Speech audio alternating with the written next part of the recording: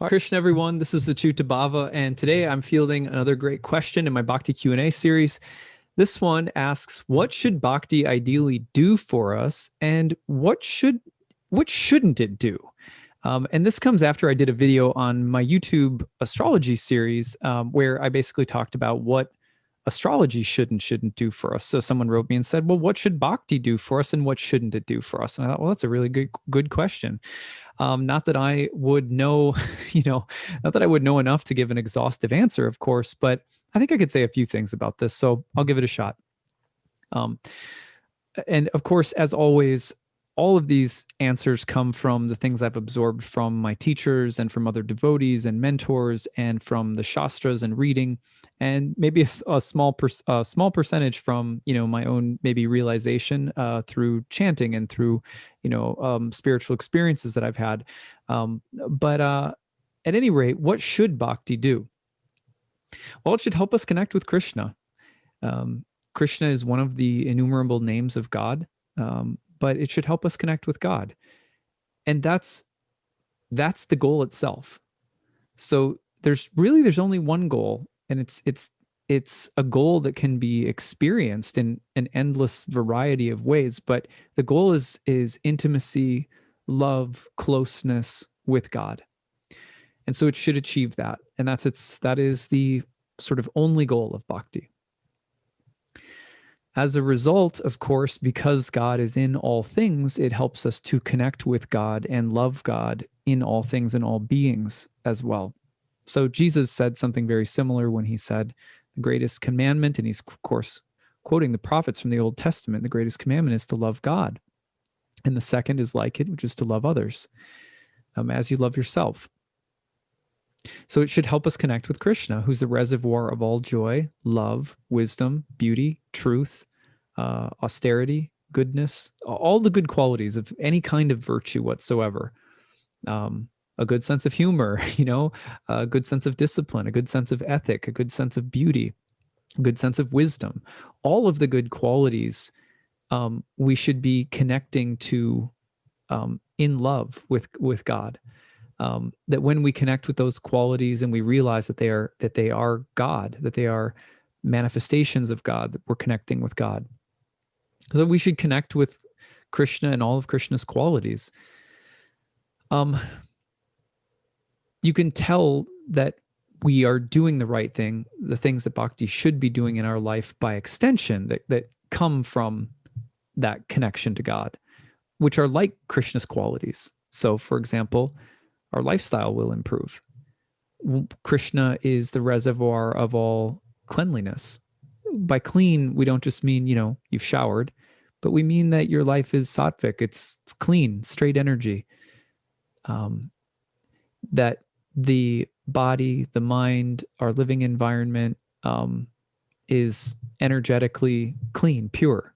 That doesn't mean that you have to live in a mansion that's, crystal clean. It doesn't mean that it could be anywhere, but that your lifestyle starts to resemble a temple, that you think and are thoughtful about the environment of your life around you, because you realize that the way that you shape it acts as a host, a steward for God. So it should help us to improve our lifestyle, and our lifestyle should be clean in all levels, on food and what we take in and don't take in. And that doesn't mean it's perfect. We're all works in progress. Some of us is going to take a while to do that spring cleaning, but our lifestyle should be improving, even if it's just little by little. That's a byproduct of getting closer to Krishna, who is the reservoir of beauty and cleanliness, and all beautiful temples are Krishna's temple. Our relationship should improve and feature Krishna at the center of them, which means that we should look for relationships with people who are also seeking to love Krishna and see God in all things, in all people, in all beings. Our mental and emotional health should improve, even if just a little bit. It doesn't mean emotions go away. It doesn't mean that challenges go away, or that all of our neuroses or personality quirks or problems go away. But we should be able to see some tangible improvements, because when we are getting closer to Krishna, Krishna's qualities start to live in us, and that should help us to improve our mind state and our emotional health. Our trust, our sense of faith, and our sense of gratitude increases when we're near Krishna, because Krishna is the reservoir of all of those good qualities. So they're like byproducts, they're like emanations of the fact that we're moving into closer, loving union with God, is that we start to see those qualities come through, not in a pretentious way. In fact, they could be quite humble, but trust, faith, and gratitude increases. We just day by day start noticing, wow, I'm really thankful for someone, or I'm thankful for this, or it could have been worse, and I'm thankful. Discipline and practice remains consistent. We become steady, which means that whatever spiritual practices we have in Bhakti, we do daily chanting, ideally with other people. We read the Shastras, the scriptures, sacred texts, literatures, sacred philosophy. We chant, we dance, we sing, we bless our food. If we have a home altar you take care of, you try to share Bhakti with other people, and these practices themselves start to become steady.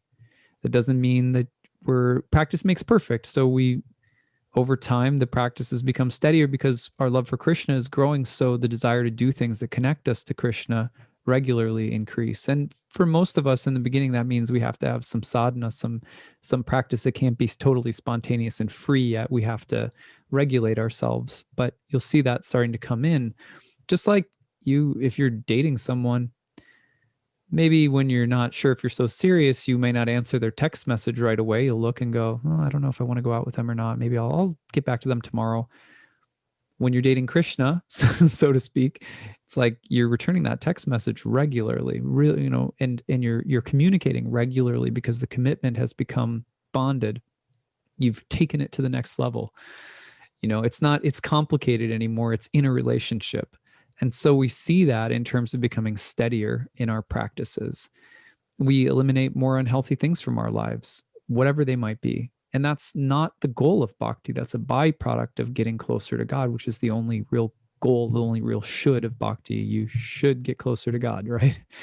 I'm just putting in terms of shoulds and shouldn'ts. But, should is, if someone says you should love someone, it's, it's important. It's a free will choice that we make. So that's important to remember too. Anyway, our ability to hear God in the heart increases, and to receive guidance from Paramatma, the Lord of the heart, increases. We get little hints of how to say things, change our tone of voice, say that we're sorry, adjust ourselves, adjust our minds, adjust our attitudes. We just start hearing. Sometimes even the way that we hear, Krishna helps us hear our own thinking. Our love for others and for all experiences whatsoever increases. We begin to taste and feel and see the presence of Krishna in all things just a little bit more. Our aversion toward things other than Krishna increases, which means that things that really take us away from that sweet spot will start to be less desirable. Our taste for hearing about God, talking about God, chanting about God, studying about God, being with people who also love God, those things also increase gradually, not all at once, but just see a little bit more of it at a time. Those are the things that Bhakti should do, ideally. But those are the byproducts of the primary quality, which is love of God. And then because Krishna has all other good qualities, then those qualities start to show themselves in our lives just because Krishna is close to us. And so they start to sparkle around us. They start to adorn us. And that's, like, you could say that's Krishna reciprocating with us, reciprocating our love. So what shouldn't we do? Signs that we are doing the wrong thing, or what our spiritual practice shouldn't do. And these are things, I think, just to be aware of, really. It's the two big ones. You always should remember Krishna, and you should never or shouldn't forget Krishna. So remember God, don't forget God. So you shouldn't forget God. But byproducts of that would be self-righteousness. Sometimes you get on a spiritual path and you think, well, I've got something really special. I mean, it is really special. There's the only special thing really in existence that makes anything special is God. And so to draw closer to God in these different practices and on this path, and many different paths in the world, can make one feel like they have something that other people don't.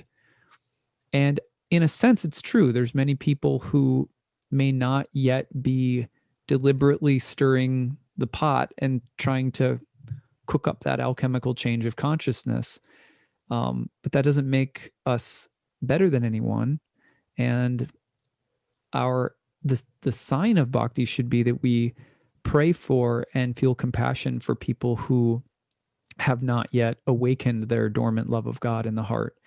And that's not a, oh, you poor lost souls type of thing. No, it's a genuine care because we can see ourselves and what our own lives were like prior to having a spiritual path. And so it's just simple. You shouldn't have self-righteousness because of a spiritual path. Shouldn't increase our propensity to feel better or holier than others. We shouldn't carry judgments that are religious in nature, feel like we're empowered with judgment because of our spiritual path. We shouldn't feel condemning of the world or of other people because of illusion or ignorance or darkness or materialism. All of the things that we know we're moving away from, we still should not be in condemnation of. So it's a same kind of lesson, self-righteousness and judgment. That doesn't mean that we say, well, it's like, a child may, for example, complain. I even remember doing this to my parents. They would be like, we can't be judgmental.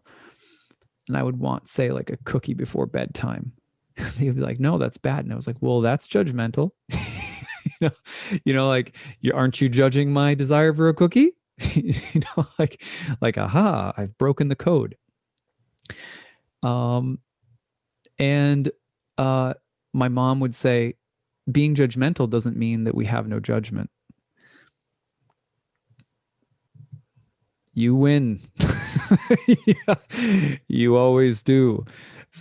So yeah, we can have discernment and we can be wise judges, but we're not judgmental. We can't condemn the world, but show compassion. So it shouldn't increase condemnation and judgment.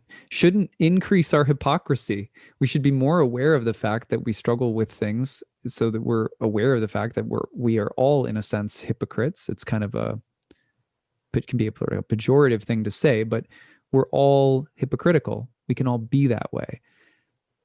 So we should be more aware of our hypocrisy, and our hypocrisy should not increase after we take to a spiritual life. It doesn't necessarily have to decrease right away. At least in my experience, it's like, they might say in a 12-step program, becoming aware of that you have a problem is like it's the very first step. So we might be aware that we're hypocrites and may not be able to fix things right away, but at least we try not to increase our hypocrisy from the standpoint of the taking up a spiritual path. It shouldn't increase a spiritual path, should not increase our taste for things that are not conducive to religious life, which means similarly, we shouldn't be increasing things that aren't good for us. Sometimes there's like a clearing stage, in chanting where we clear anartas, unwanted things that block us, that live in the heart, that are unwanted, that are not helpful, have to be let go of. But that takes time, and we have to have patience with that process, but we should be careful that we don't, that once we take to a spiritual path, that we're not making excuses for ourselves. Well, I'm spiritual, so, I can do this or that because I'm special. I'm a special case. Spirituality should not take away our sense of mystery. Shouldn't make us feel like we know everything or that we can circumscribe God with our heads. Shouldn't take away our sense of humility or mystery, or that we're a work in progress. This is the last one I'll leave you with. It shouldn't make us more self-sufficient. This is kind of a funny one, right? But I've heard so many people say, well, when you're spiritual, you're more self-sufficient. No, not in Bhakti. In Bhakti, we become more dependent, which is to say that we realize I'm not in control. I can't do this alone. I need help. I need to call on a power greater than myself. I need devotees. In other words, I need a spiritual community. I need spiritual friendship. I need spiritual teachers. And we're not climbing Everest by ourselves with a backpack with all our gear to prove something about our self-sufficiency.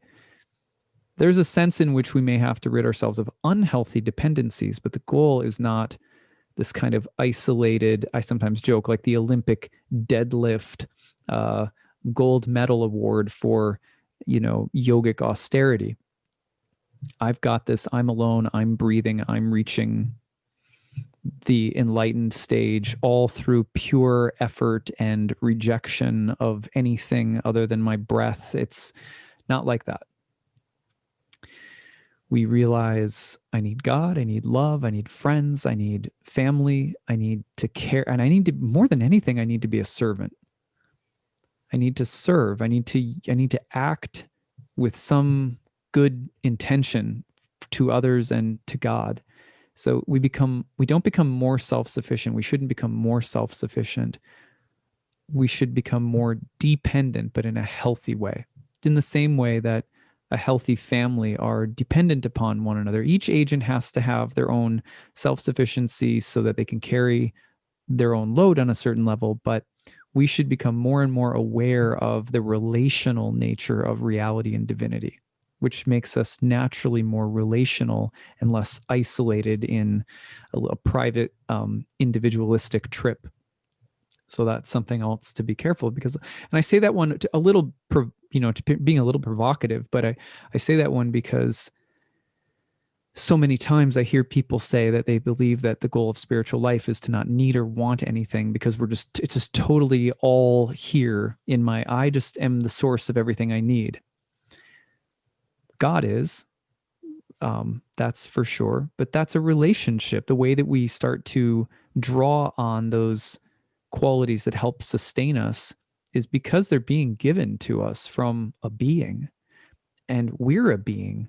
And when we perceive that that's not just coming from me, I'm not God, but that I need this relationship with God to sustain me, and that makes me want to give and serve and love not only God, but others, we start to realize reality is relationships. Reality is relationships between beings, real beings.